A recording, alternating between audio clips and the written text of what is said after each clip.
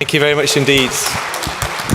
Good morning, Shubho Shokal, Shubho Novoborsho, Happy Bengali New Year 1432, a couple of days ago. It's a great pleasure to be here, a great honor to be here. It feels like a sliver of Dhaka has been transplanted into the heart of Amsterdam, and that's a great thing.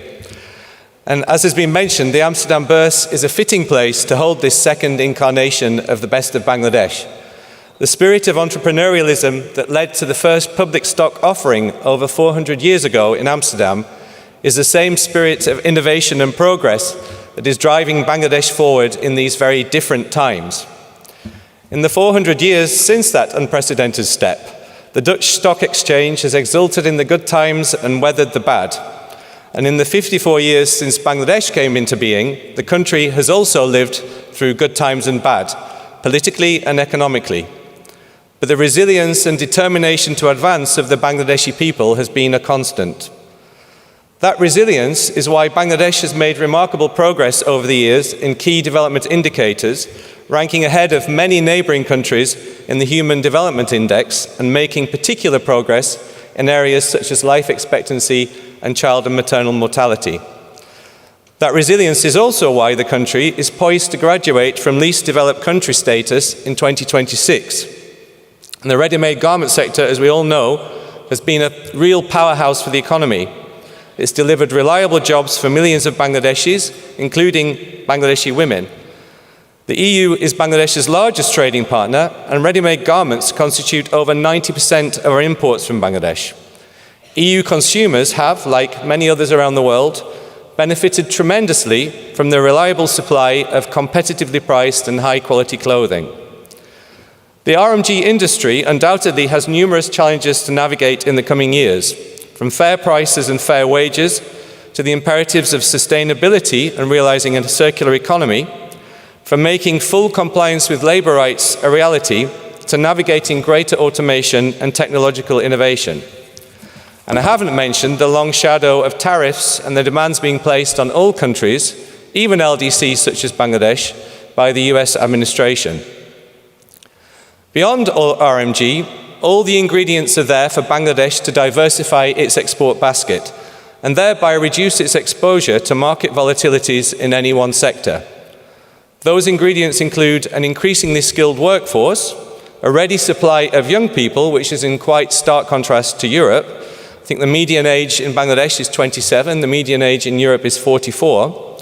It's also the openness to innovation, an increasing interest from foreign investors, competitive wages, improving infrastructure and digitalization, and a strategic location in the Bay of Bengal.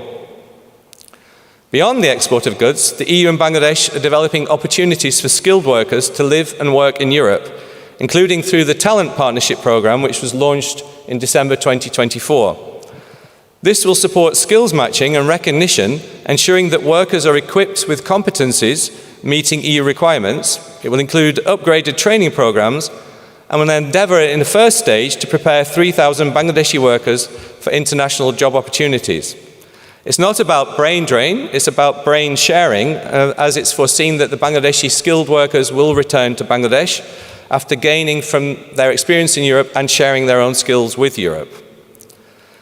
The resilience of Bangladesh also explains why the people of the country, including civil society and business, have persevered over the years in the face of quite substantial constraints, including acute corruption and political oppression. There's a beautiful quote from the famed Bengali poet Rabindranath Tagore, which encapsulates this spirit. "Faith is a bird that feels the light and sings when the dawn is still dark." And the endeavours by the interim government, led by Professor Yunus, to embed reform ahead of the next parliamentary elections will chart a welcome new course for Bangladesh. A course that will not only deliver democratic justice for the people of Bangladesh, including the thousands killed or wounded last year, but also one that will make Bangladesh an even more appealing place to do business. The EU will remain a steadfast partner of Bangladesh as this reformed country takes shape. We're supporting reform and accountability, and we've been a long-standing partner of Bangladesh on labour rights, including through the National Action Plan on the labour sector, and we look to the interim government to continue to do its utmost to support those rights.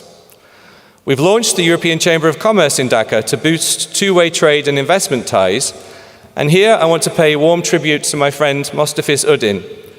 His brainchild, the Best of Bangladesh, is one of his many brainchilds, and his energy shines through in all of these initiatives. And he's also been a true believer in Eurotram since it was a glint in our eyes in 2021, and it's come on leaps and bounds thanks to his efforts. Finally, the protectionism, political repression, and rejection of multilateral values that is now exerting a toxic grip across much of the world stands in sharp contrast to what is happening in today's Bangladesh.